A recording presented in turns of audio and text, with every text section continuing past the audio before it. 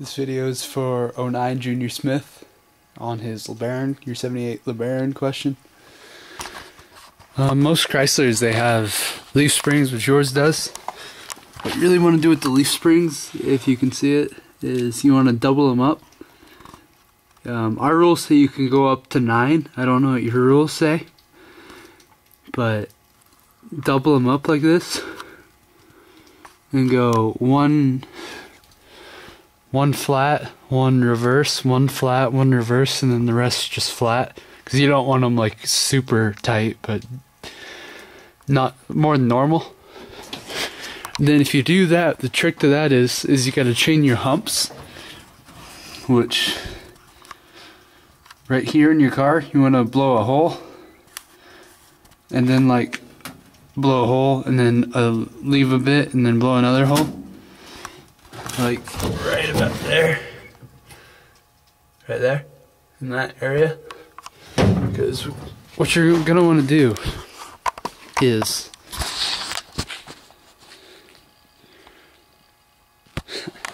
anyways, you have your two frame rails, right? And then they go over the humps, and then they go under your car. What you need to do is take a chain, go around your axle, go through these holes over the frame, and then beside it. So you have your frame, you should have a chain going under it, under the axle, and then coming up to the top where that I told you to blow that hole.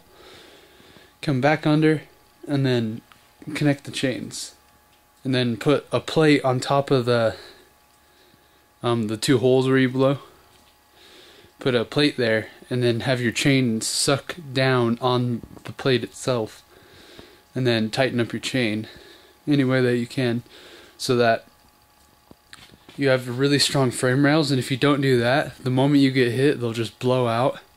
So if you put that chain around your axle, around the frame, around the axle, around the frame, and then make it meet on top on that plate, if you tighten that, then that'll be sucked tight, so that when you make a hit, it'll just go back, and it won't want to explode in or out. It'll just go back and then slowly go up.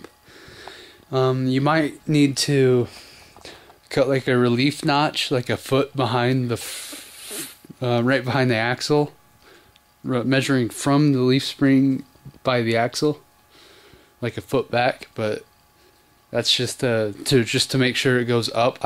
We have never done that. I would probably leave it if it were me, but I guess do what you want. And I can't really get to the car right now, but if you need more instructions, tell me, and I'll move the car forward and jack it up and then show you everything. But yeah, there's your video I promised you, and hope you do well with it.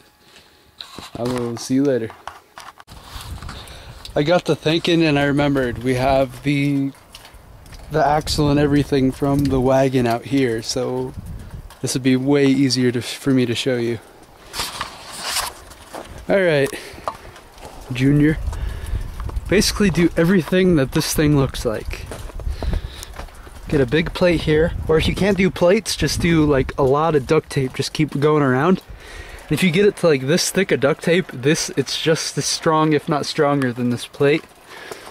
Flat stack them like this, one on top of the other. Now be careful, it's really dangerous to actually do this.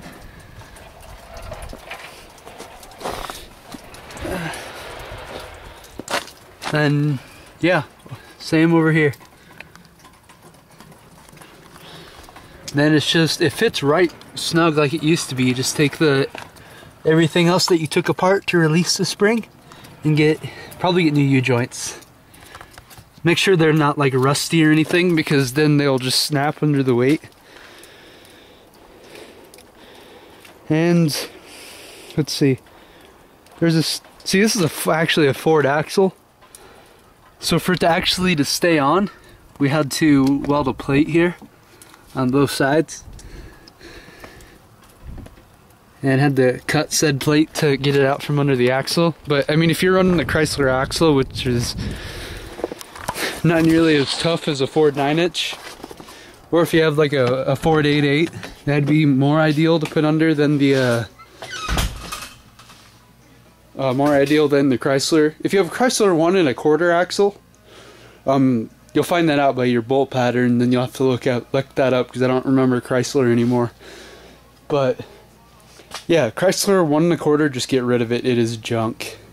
If you have a Chrysler 3/4, which is has bigger splines in it, you can use that. That's fine. I mean, it's not ideal.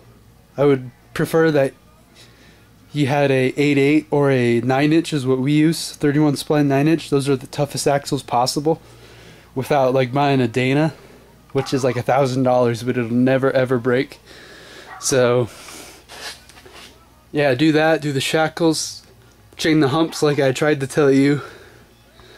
If you need a better explanation of that, I can make a better video part to that. Other than that, if you need any other help on the rest of the car, I can help you there. Basically, these are front end cars. You're just doing this so you don't get jacked up when somebody hits you in the back. Because every Mopar car, that is their weakness, unless it's a wagon. It's the only exception. And it'll take a couple, like probably 4 or 5 good shots, but then the moment it bends, it just goes zoom.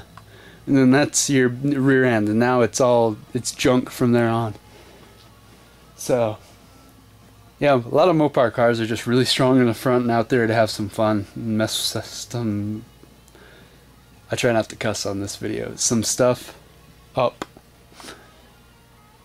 But yeah, if you need any other help, just, I guess, ask. Peace, dude.